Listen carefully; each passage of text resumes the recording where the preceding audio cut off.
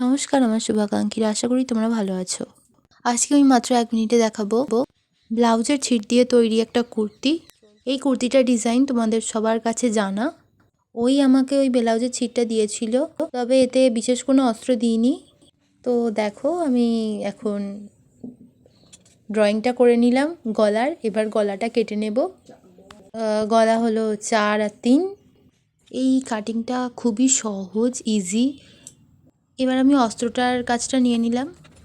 তো আমার cutting drawing সবই হয়ে গেছে। এবার আমি সেলাই ধরাতে শুরু করেছি। বাকি শুধু সেলাইটাই বাকি আছে। সেলাইটা হয়ে গেলেই এইটা মোটামুটি হয়ে যাবে। তো ছিটটার ওপরে আমি অস্ত্রটা বসিয়ে নিয়ে ভালো করে সেলাই করে নিলাম। তো এবার আমার সোজা করবার পালা এসেছে, সোজা করে নিয়েছি। একটা লম্বা কাপড় ভেতর দিক দিয়ে পট্টির মতন করে জুড়ে দিয়েছি। তো আমাদের দিদিভাই চলে এসেছে, তার খুব পছন্দ। তো জামার ওপর দিয়ে সে পরে ফিটিংসটা পুরোপুরি দেখে নিল।